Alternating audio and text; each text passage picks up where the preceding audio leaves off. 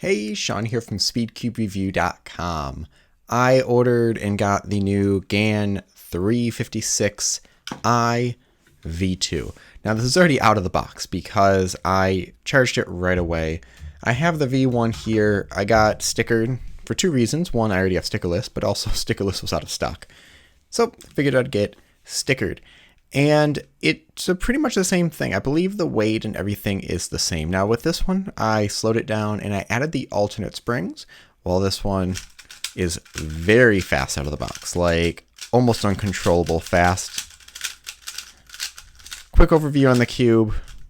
It has more of a ball core, just because it needs room for all the equipment that's in there. And under the caps, there is a tension system that does the 0.6 and 0.8. Right now it is 0.6. So this is the tightest it can be. You can still get corner twists, although I've been doing some solves and I haven't gotten that yet. What's in the box is the basic stuff. You have, once I can open this, I can show you. So we have alternate springs, which are tighter. I think one is tighter, one is looser. I don't remember two springs. So I'll have to check that out on which one is which. Well, we can open this up and just give it a little test by condensing it. I believe the silver one is tighter.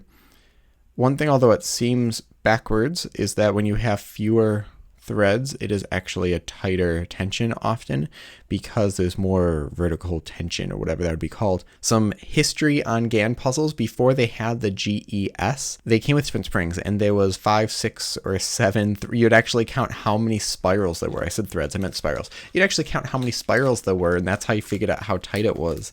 So that was before the GES. For all you kids out there.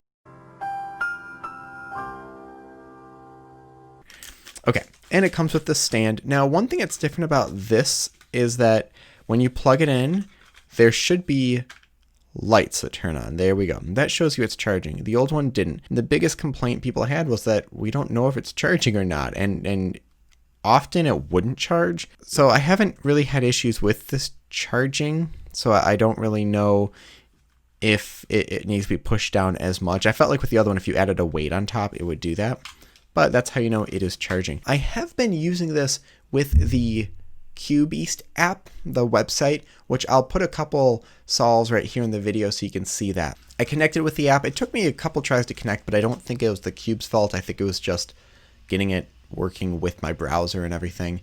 But since then, it's worked out great. I've had really no issues. I think there was once or twice that there was a communication error, but that seems to happen on all of the puzzles. There's some just communication errors, more of Bluetooth than the cube itself, I believe. But yeah, so those were a couple solves that I just did recently while testing it out. What I have not done is tested it with the new app.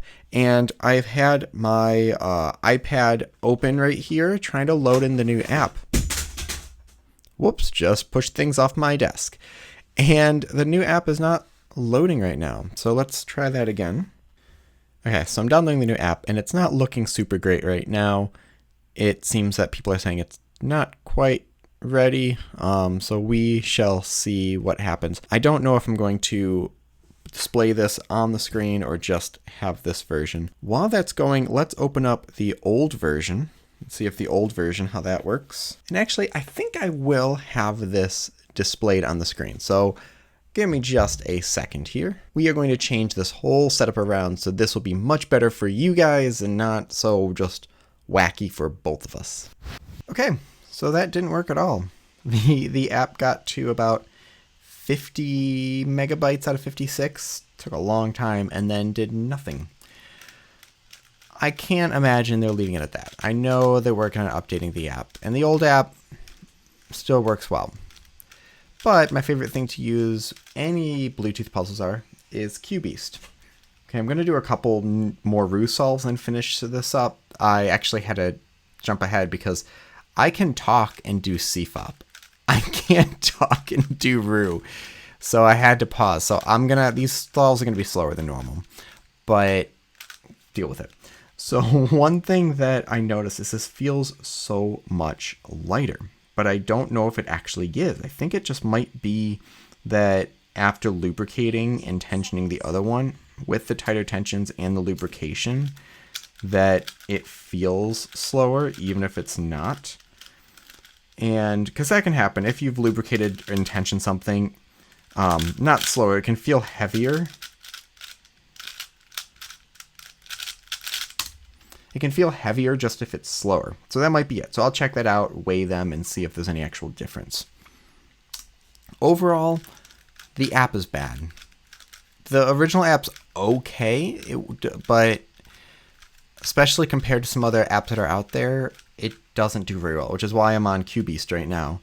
I like using QBeast, and this does work as a GAN puzzle. It's not, the worst thing on the market or anything. It's just, it is what it is right now for this. So when they update the app, I'll definitely be adding that and talking about that, the new update. But until then, if you're getting this, just know that you're kind of going to be using it for the cube itself and not so much the app that's going with it. As far as the cube, this feels, I think, the most like a speed cube now. I like the turning of the Go Cube. The Geiger I had to do a ton of adjustments with. I really had to. I took it apart, glued in the magnets. This out of the box is great. I know some people that have said they prefer this feeling over the regular GAN puzzle because of its added stability. I don't know if I'd go that far. That might be a bit much. But it is really nice. I do like it. 8 seconds.